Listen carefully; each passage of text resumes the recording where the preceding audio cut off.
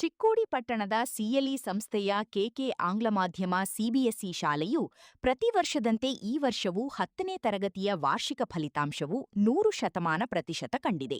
ಪ್ರಥಮ ಸ್ಥಾನ ಕುಮಾರಿ ಅನನ್ಯಾ ಸಾಗರೆ ಬಿಸ್ಕೋಪ್ 98.20%, ದ್ವಿತೀಯ ಸ್ಥಾನ ಕುಮಾರಿ ಅನುಶ್ರೀ ಮಾಳಿ 94.80%, ತೃತೀಯ ಸ್ಥಾನವನ್ನು ಕುಮಾರಿ ಸಮಂಜಾನ್ ನದಾಪ್ 92.80% ಪಡೆದುಕೊಂಡು ಶಾಲೆಗೆ ಕೀರ್ತಿ ತಂದಿದ್ದಾರೆ.